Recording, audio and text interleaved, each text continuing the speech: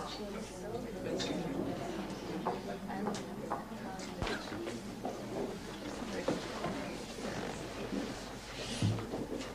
ought to apologise a little bit for the delay. There's been a problem about relaying the video and sound next door, but the sound is now laid on, even though the video apparently isn't working. Now, I don't think I do need to introduce Dr. Bion to most of the people here and to say, you know, how immensely privileged and delighted we are that he's able to continue you know, his series of talks that he gives around this time every year, and which gives us, well, a quite unique opportunity to share in his, you know, ongoing thinking and development insofar as we are able. And I think he'd like me to emphasize again that he's utterly willing and even eager to be you know, interrupted at any moment by any questions, however wild they may be, as some people felt theirs were last time.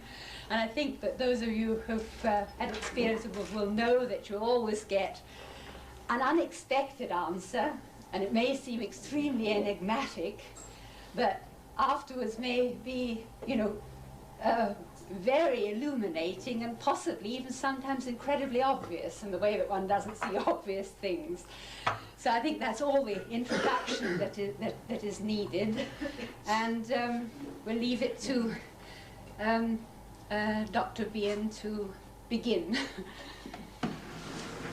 I'll come down. It's easier to stand.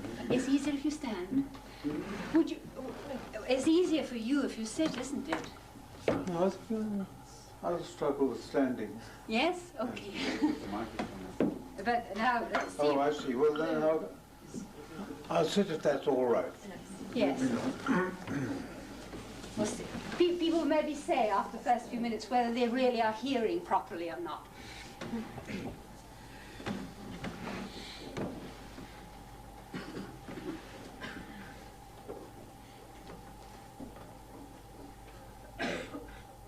I think that there's a problem which seems to me to be extremely important, and I think it's more important every day, is the problem of observation. Now, one reason why I think so is because I get so sick and tired of hearing about the various different schools of psychoanalysis and their great superiority to the other one, whichever it is. One of the reasons for this is because the possibility of arguing about the relative merits is simply endless. As long as you don't anchor any of it to facts, you can continue endlessly. But the other point about it is, I don't think I know of any scientific work unless it is based on observation.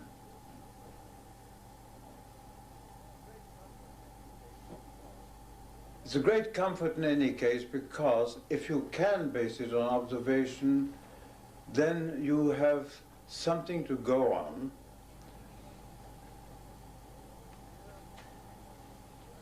Which is as near to facts as you're ever likely to get in this extraordinary subject.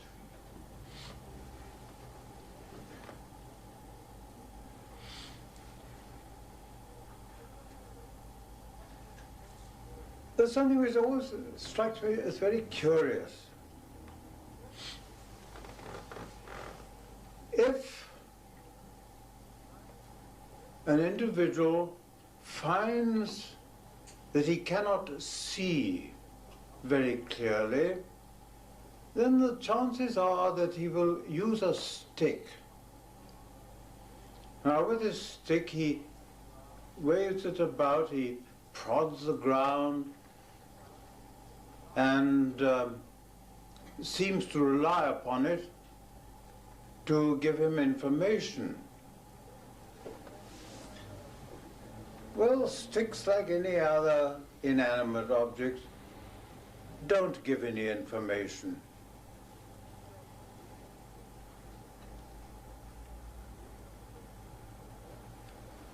The individual who's learning it, however, learns how to use the stick and appears to be able to diagnose or to interpret the information which he thinks he gets from striking other objects, or perhaps being able to feel that the ground that he is on is soft or sandy, whatever it is.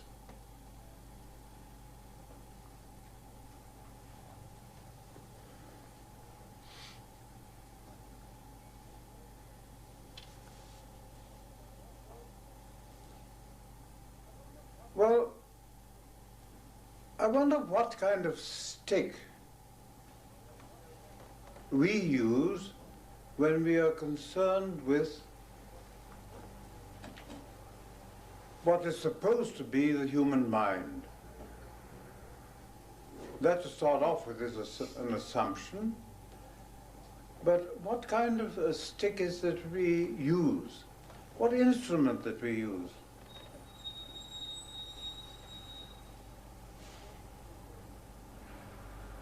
In order to supply us with facts which we might be able to interpret and go on from that point.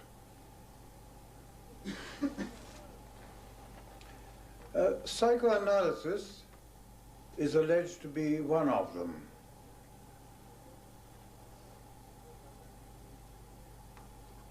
Of course, I went through the very considerable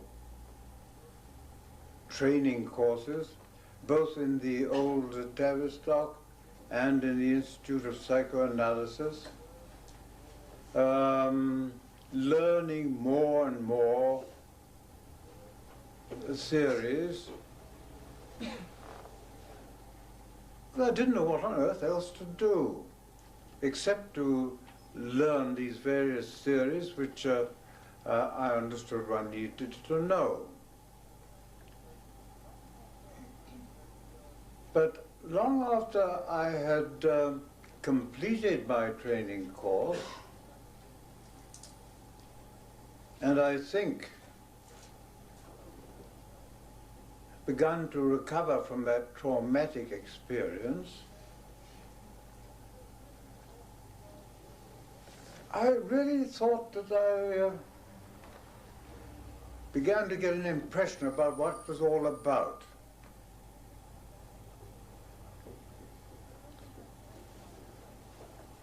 I don't think I'm satisfied yet as to what that impression was or how I gathered it.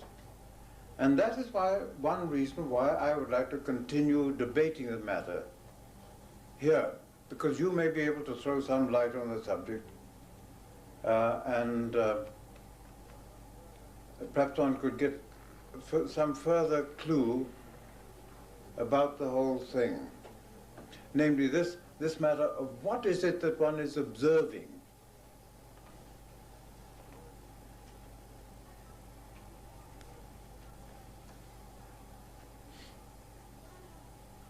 May I ask a question, please? You used the word mind just now. In some of your books, you rather prefer to use the term personality. And I'm very interested in that distinction for psychoanalysts to use. It isn't really a distinction.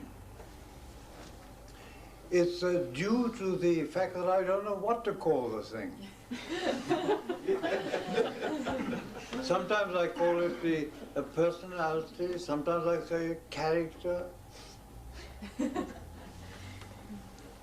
But I really don't know what it is to, what to call it. Freud talks about an ego and an id and a superego. One's heard of soul, super soul, spirits.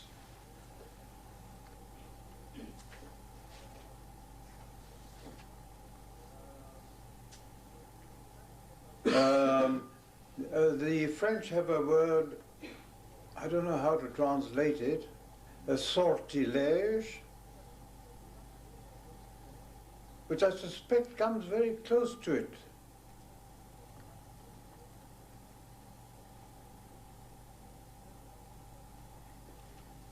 I said, I don't know how to translate it. That is the trouble. I haven't got any doubts about the existence of this affair, but what to call it, or what name to give it, even falling back on such English as I know, I really cannot think of a suitable term. I'm glad you asked the question because it really goes straight to the root of the matter.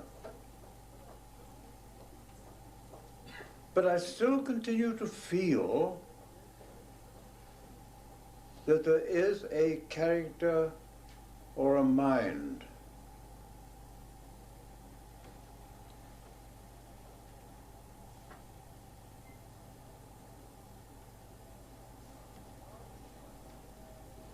Now, how is one to get anywhere whatsoever in the direction of what has so far been called a scientific view? Freud himself seemed to think that he was making a scientific approach to this question of human personality.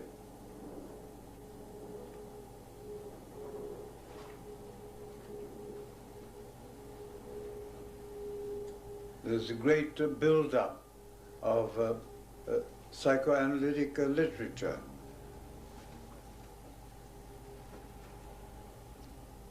And there's a still greater build-up of argumentation about these various theories.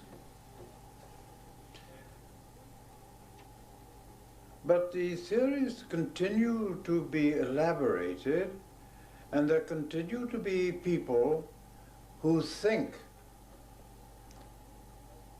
they've had an experience which they would like to communicate. Melanie Klein was one of them. Abraham was another. One knows many people who did. Steckel, Jung.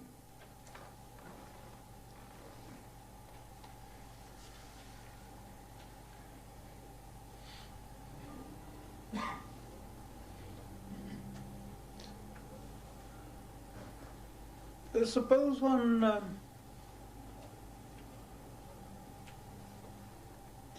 thought that music might be a way of exploring.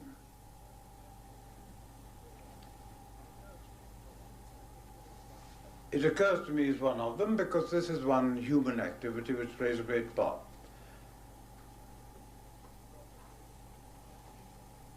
Philosophy is another great activity. Mathematics is another one.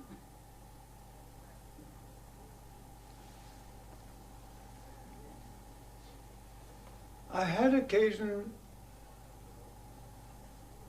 not so long ago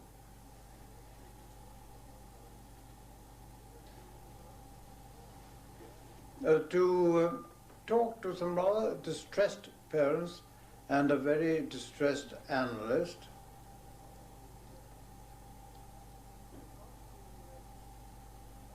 Because the child in question could not learn mathematics. There didn't seem to be much the matter with the child, quite an intelligent child, but an absolute BF when it came to a question of mathematics. very puzzling. 2 and 2 equals 4. Yes? He couldn't understand that, but he was a good boy, and he could learn it by heart. So then he knew that 2 and 2 was 4, but he'd forgotten it the next day.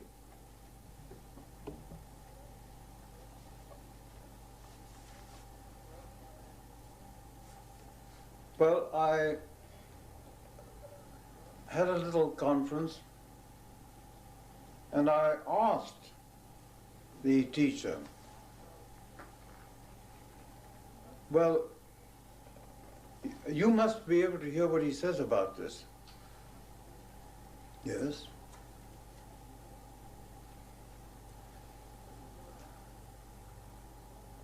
So, can you tell me, what does he say that 2 and 2 does make? Obviously it doesn't make 4. Because that is something that he's picked up from you and from his school.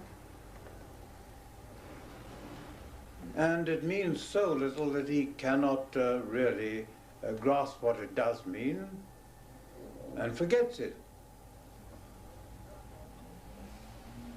Well, it turned out that they did not know what 2 and 2 meant.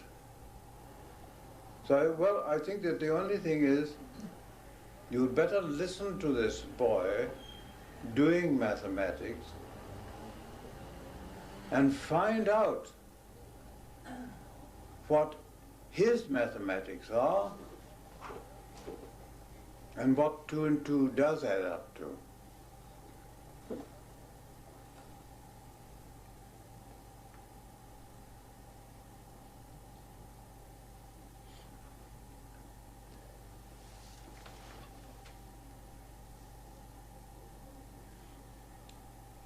It seems to me that if one could listen to that and find out a bit more about what it did mean, then one can fall back on a basis or a fund of knowledge. Because I've forgotten what it's like to be asked what 2 and 2 made, or divide 10 by 3 or 5 or something of that kind.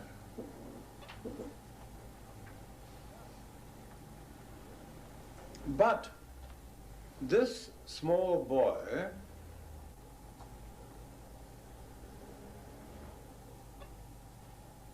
and from what they told me, he was obviously intelligent. He made remarks which were extremely acute. So there can't be anything wrong with his senses, what he hears, what he sees. So the information which his senses brings him doesn't seem to have anything wrong with it. Any more than one could say that if a blind man tripped up and fell over, there's something wrong with his stick.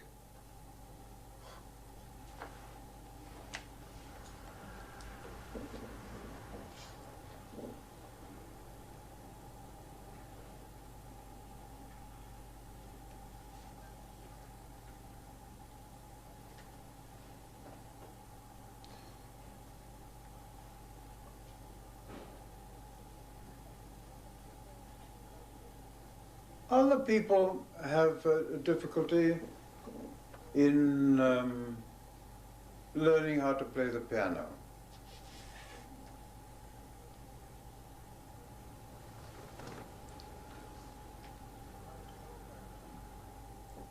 I was told by somebody that they simply couldn't make head or tail of it.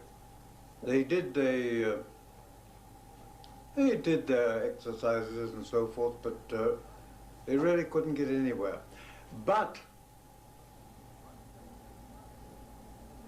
one day later, when they had children of their own, this particular person found that thanks to their continued exercise of the piano and so forth, they were absolutely first-rate wrist wrestlers. You know the kind of thing. You get hold of the other and try to put the hand back. So the muscular development at last had paid out. And you could at last see very good reason for all those weary years of musical lessons.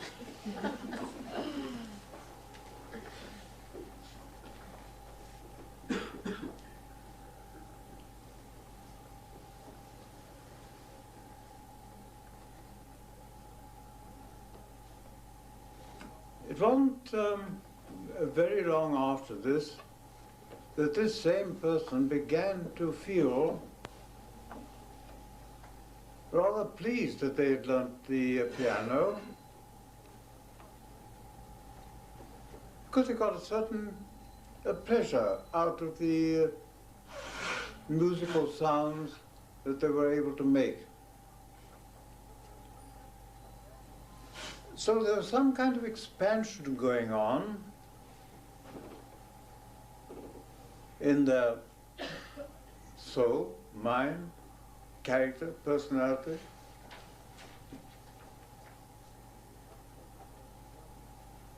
Some sort of development which was taking place, which meant that this curious facility for playing the piano was conveying something to them which had now begun to have a meaning.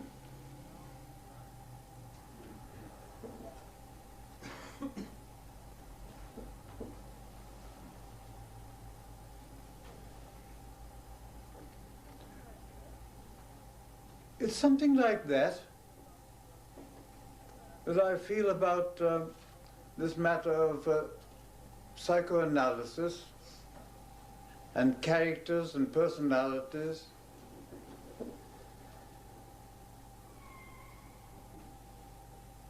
Even groups of people.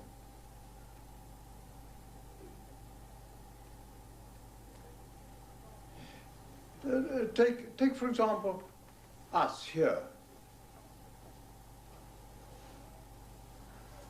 I wonder why or how such a mass of diverse people come together at the same time and in the same place. Well, of course, that can be very easily explained. So easily that it's completely fallacious,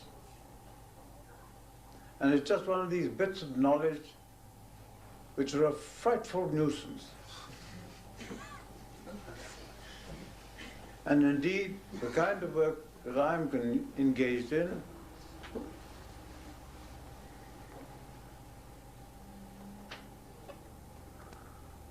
I feel that most people have reached an age where they have so much knowledge that they can't penetrate through to the wisdom. It's a new kind of forest. It's a new kind of forest which you can't see for the trees. You can't see the wisdom for the knowledge.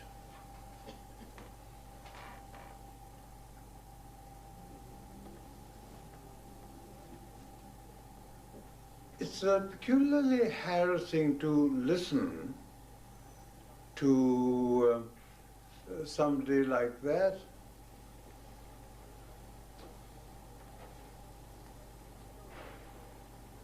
it comes over, if you're listening to it, rather than this way. Yes, I know. Yes, I know. Yes. I mean to say, well, you know, well, what I mean is, and so on, ad infinitum.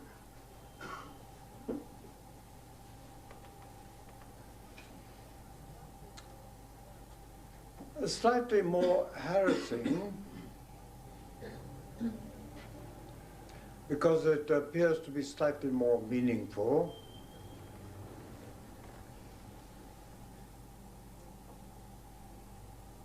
is the command of masses of psychoanalytic theories.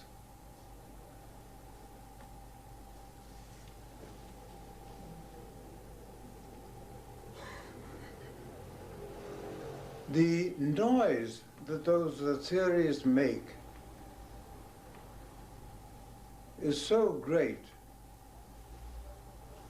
that you can hardly hear yourself think.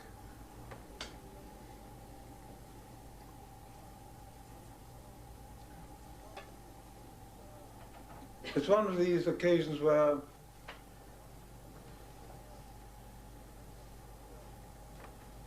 I think that it is useful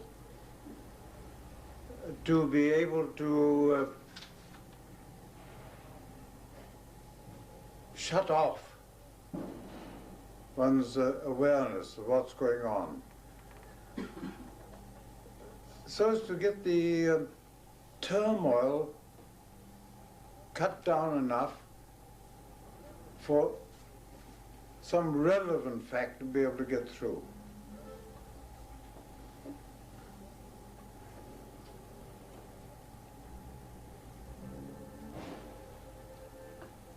Something which one could call evidence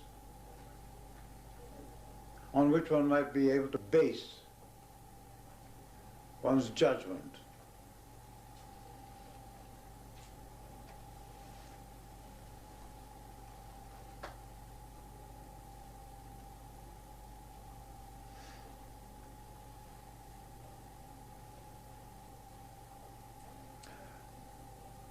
I find it useful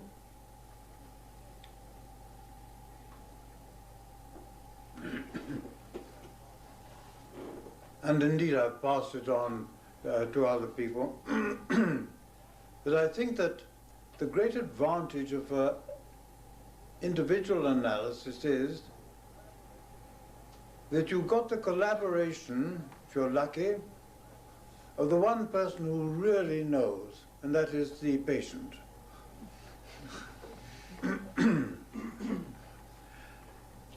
Because I think it is fairly easy to see that it's likely that the patient knows what he thinks, knows what he feels, and knows what it feels like to have a particular feeling. For example, patients say they're feeling terrible, or they're feeling anxious, and so on.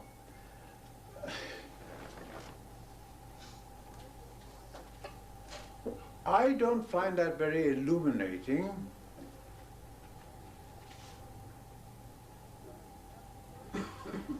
but I have felt the impulse to take it seriously. Because it seems to me that that's a sort of verbal formulation of what another person might say is that they've got a pain in their hand. It hurts. And if one was carrying out a physical examination, one could say, well, where's this pain? They show you the place in the hand where it hurts. And you can go on from there. Continue your examination. kind of people I'm talking about don't tell you that it hurts. They tell you that they are anxious or frightened.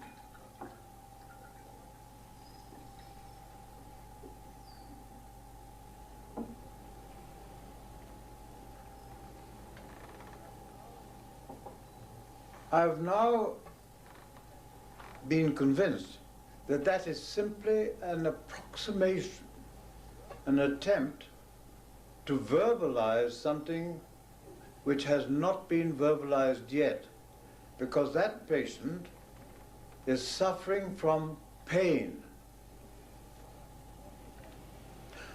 Now, falling back, as one has to, on ordinary speech, one has to say mental pain. I think it's a rotten expression. It's the best I can do. It may get a bit clearer later on as to why I don't think it's good enough.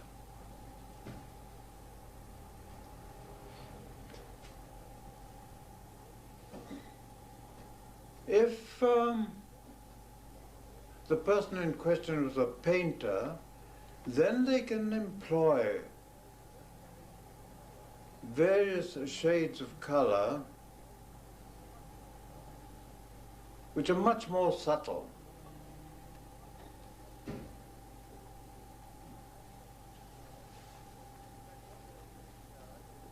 In fact, what they're doing there is really exploiting light. And that comes very near to becoming something which can be scientifically expressed in angstrom units and so forth.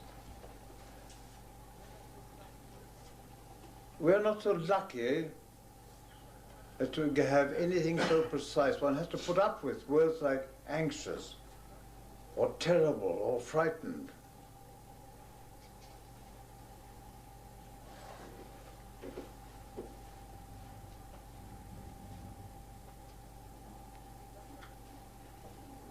Or sometimes, oh, I had a terrible night last night, but as a matter of fact, we had a very good evening indeed. And goes on from there.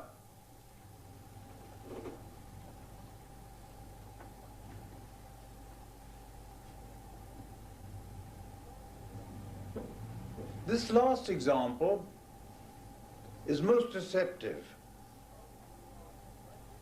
because you are invited to pay no attention whatever to the fact that the patient has said they had a terrible feeling.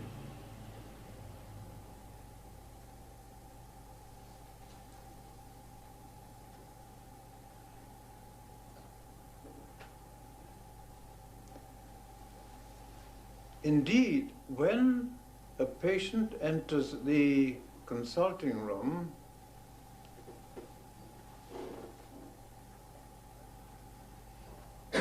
I do regard myself as fortunate because the patient is so cooperative as actually to have taken the trouble to get there and to present themselves. And I am lucky enough to have a chance to observe this person who is not me.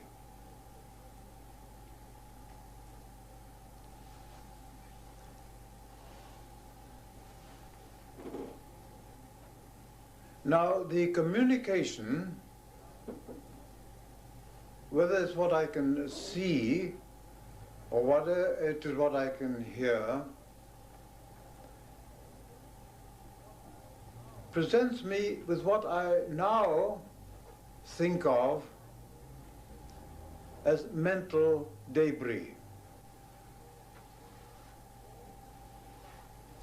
All this stuff, you know, that is accumulated between the time they were born and that particular morning. The stuff that they've learned in school, the stuff they've learned from their parents, the stuff that they've learned from their senses. I said between the time when they were born and now, but then I'm not sure about this matter of when they were born.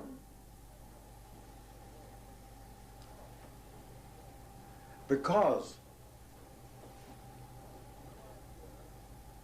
I have no idea when the optic pits and the auditory pits become functional.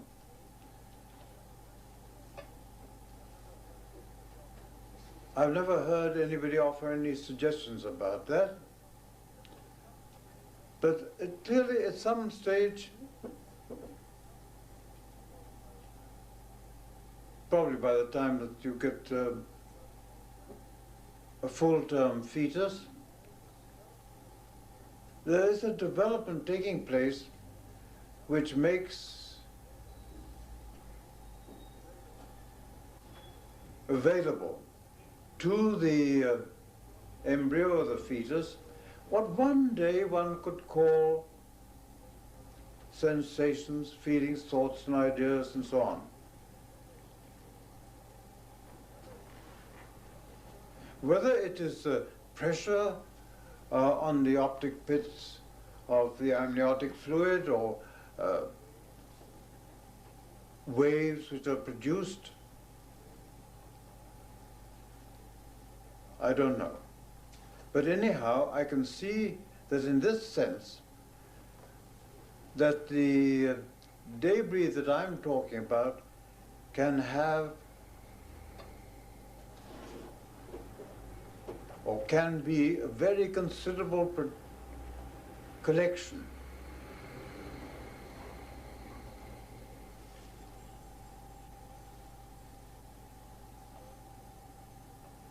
Well, one can watch the patient. You can see the patient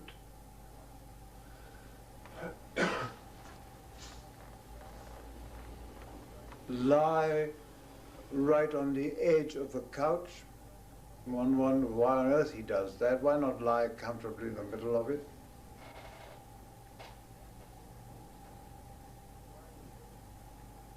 Why the patient doesn't say anything, or why the patient says, yes I know, and so on, ad infinitum. And why they say they have no imagination, and why they say they have dreams or don't have dreams, etc. But the point about it is this, that I think that one has to observe all of it. Just on the offhand, that somewhere amongst all this debris,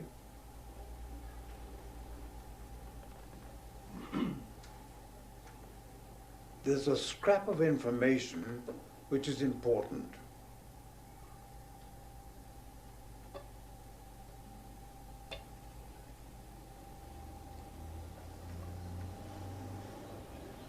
I'm sorry not to be more precise than that. All I can say is that I still feel the need to be aware of this debris, not to allow myself to fall asleep or to miss too much of the possible chance of gathering information, in the hopes that in one's sieve-like mind, one will catch up here and there with a piece of knowledge which is quite useful.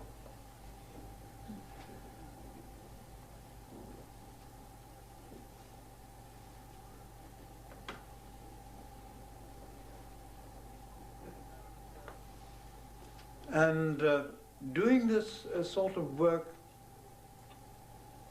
fairly continuously and for a long time, perhaps one gets a bit more sensitive to these bits of debris which are significant.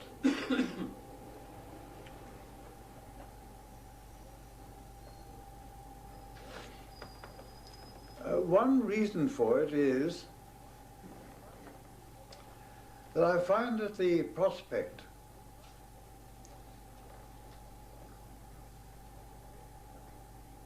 of the patient coming to me for 10 years, 15 years, 20 years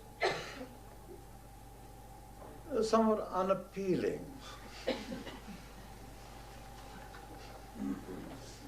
Especially when the patient seems to be perfectly satisfied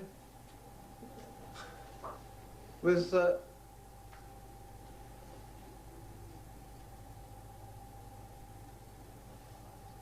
the experience and the life that they are leading, which appears to me to be disastrous.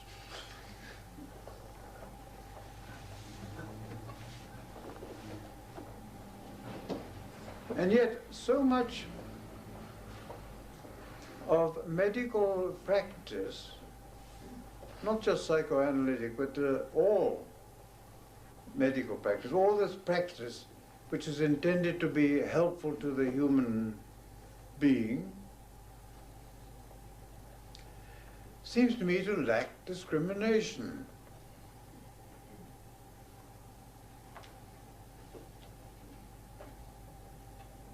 As if one had no way of being selective and didn't know what to select.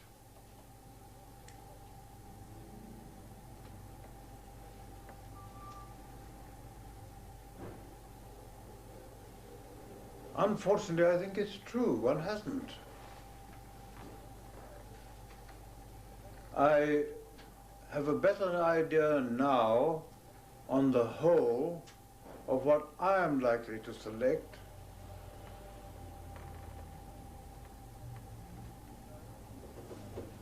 And I have a pretty good idea, too, that since that is the case,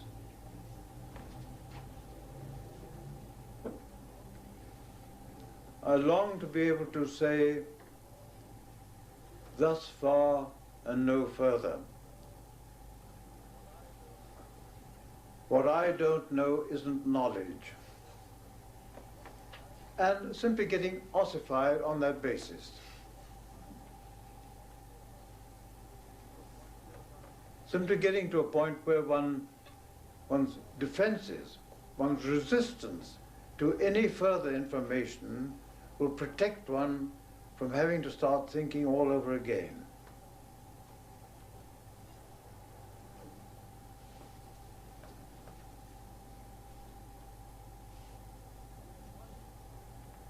I try to resist that, and one way I try to resist it is by regarding the patient that I see at that session as an entirely new patient.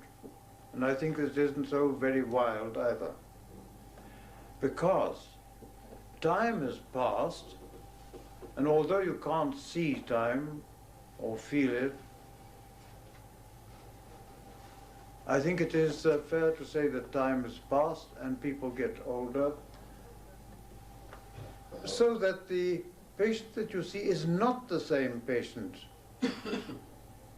as the one that you saw yesterday.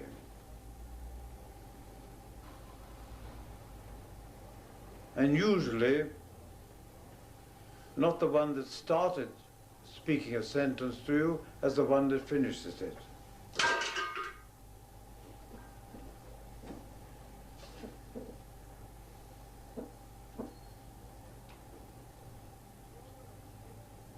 It's rather a painful business because, in fact,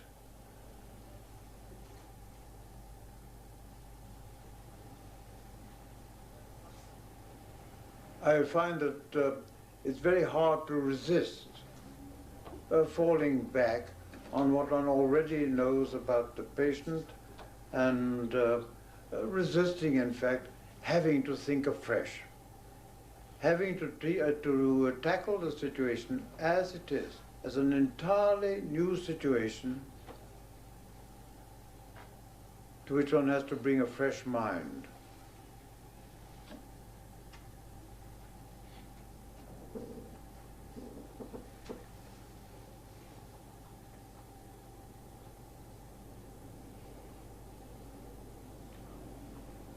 To sum up, I think that one is presented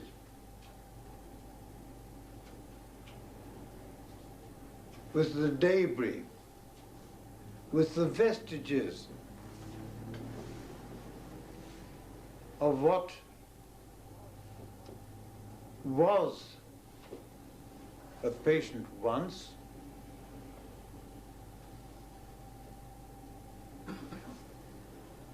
and what still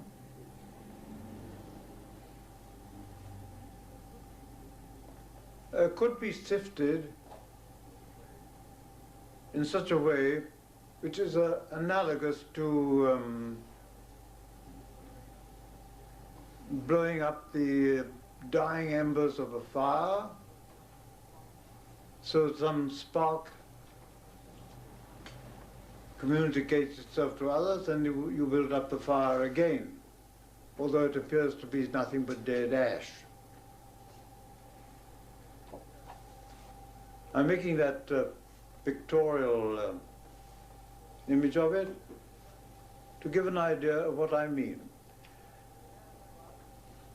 Can one look at all this debris and detect in it some little spark still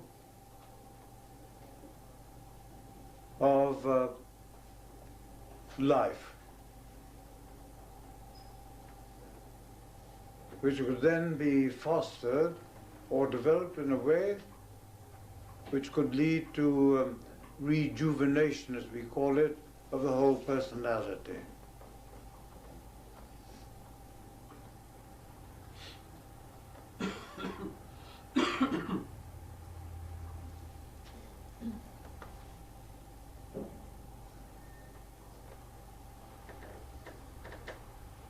I think that something similar can be done with a group of people.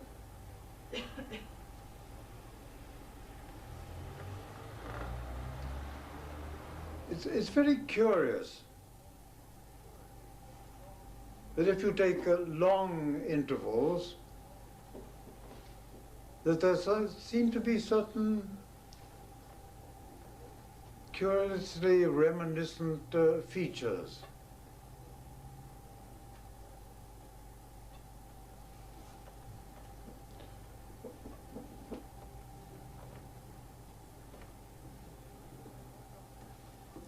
For example, why does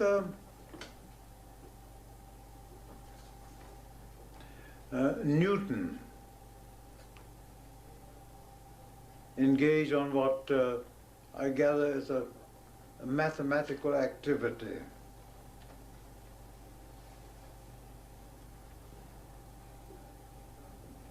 And start talking about light.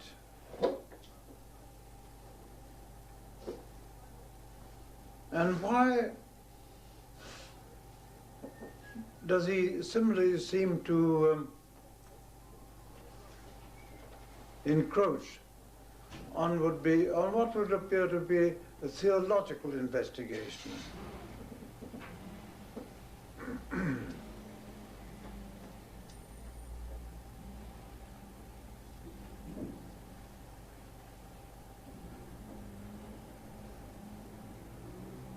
Why does Descartes similarly find himself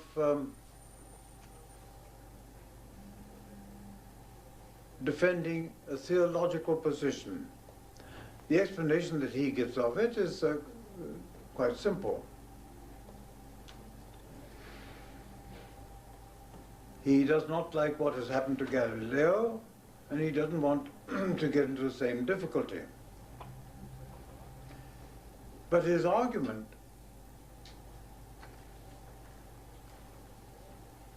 is not at all a good defense of that statement. In fact, it isn't a defense of it at all. It's quite clear that he is not, in fact, intimidated by what has happened to Galileo.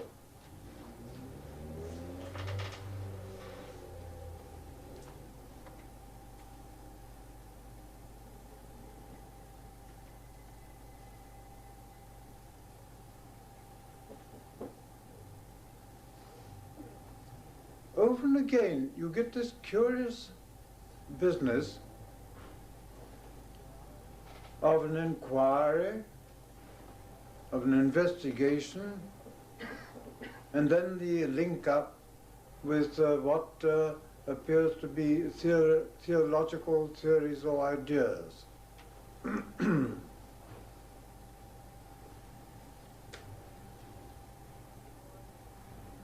Freud talks about the future of an illusion.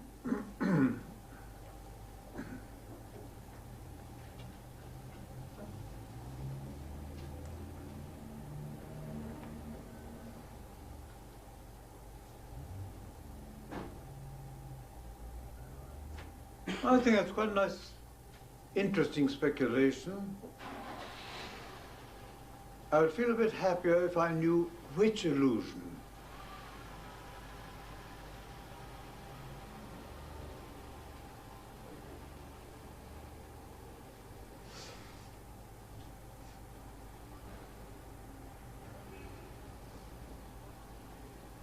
What future is it that one is investigating?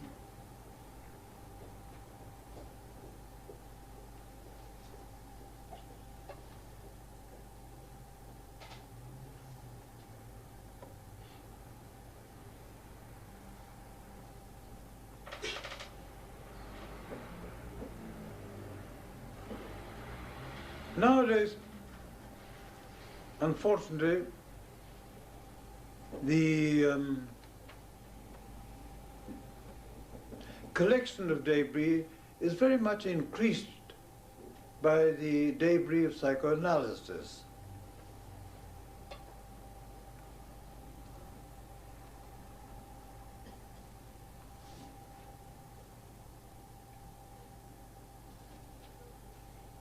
I don't think that you hear quite so much about father figures and all that, but quite enough to get on with.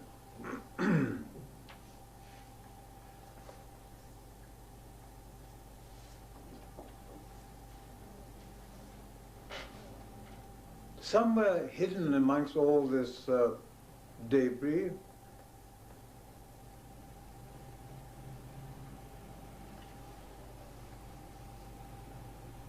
you can get a glimpse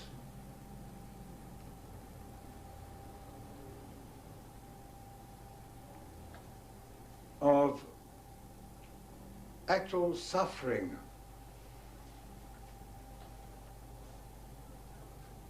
If you're an analyst, it's rather difficult because one gets almost hardened to human suffering, almost like becoming a sort of doctor or surgeon who is so used to having patients that he forgets that it hurts, and so used to hearing about anxiety and so forth, that one forgets that it hurts.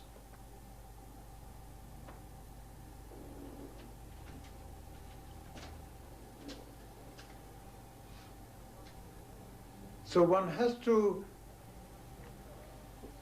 beware of thinking that one is really hearing about the real thing, when what you're really hearing is the remnants of psychoanalysis.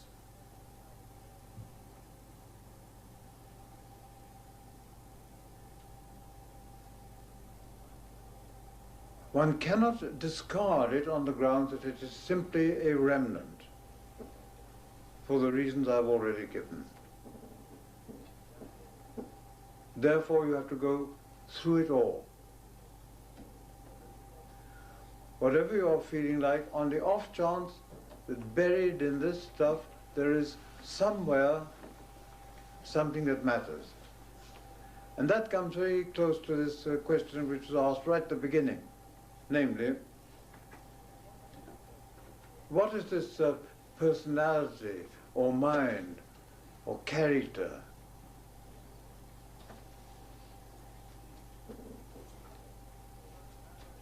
Can one narrow it down at all and to say what this is? Because if one could, then one might know what one was investigating and why we spend so much time and effort on this occupation.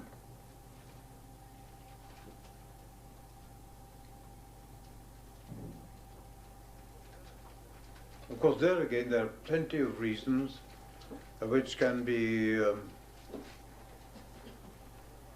very easily arrived at.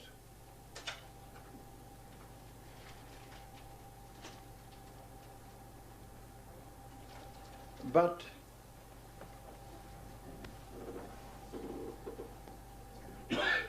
one still feels that there is a real reason.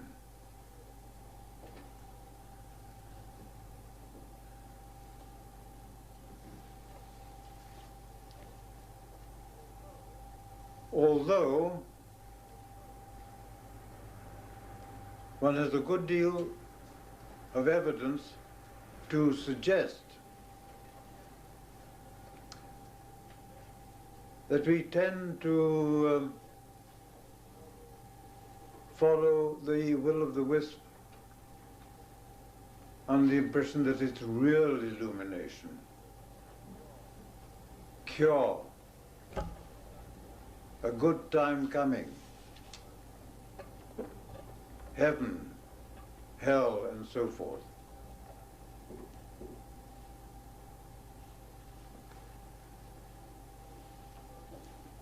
So the seductive paths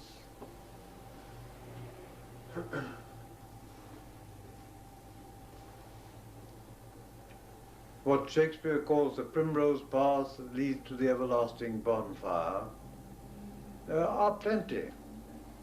Very attractive and perpetually urging one or seducing one in the wrong direction.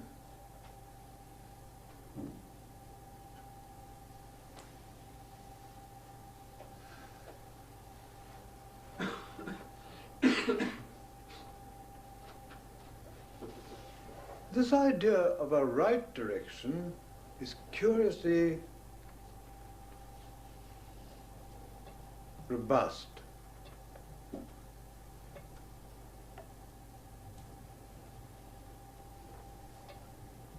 The Chinese call it the Tao, as far as I understand.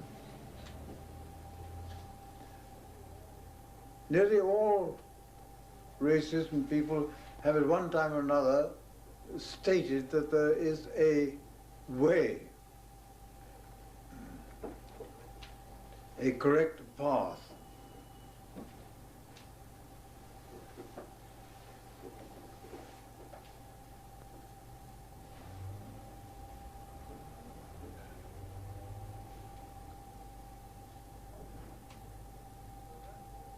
So that also, I think, is worth further investigation. When you get a view of it, perhaps by some patient who actually comes to you, shows signs of thinking that there is some direct path from which he or she has strayed.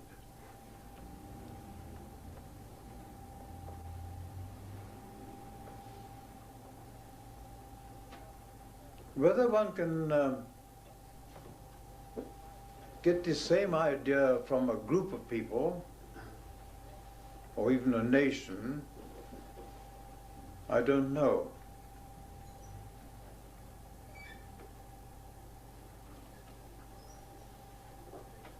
You see, if you take this country, for example, at the present time,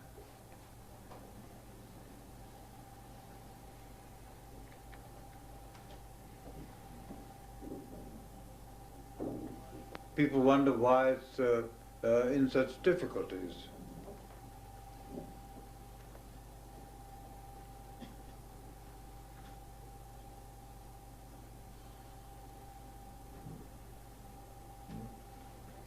It seems to me that there are various somewhat obvious explanations of it, such as that if you go and fight two great wars in succession, and be the only country that fights through both of them, then you're sure to have to pay for it in some way or another afterwards. But it's typical of the kind of question which plagues us.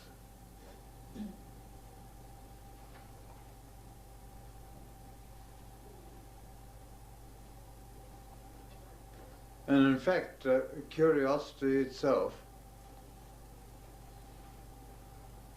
is a bit of a nuisance, because it doesn't let one rest.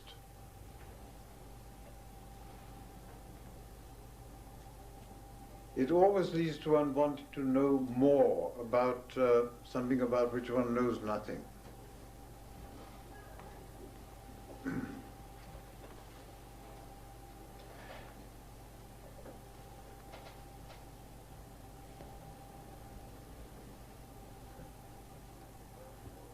Well, I think I would like to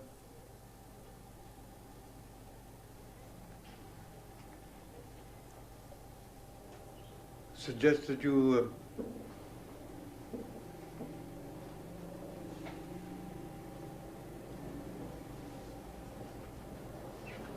widen this debate a bit.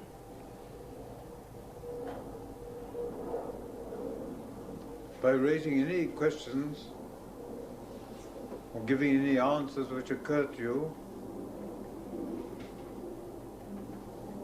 as being something that you would like to formulate.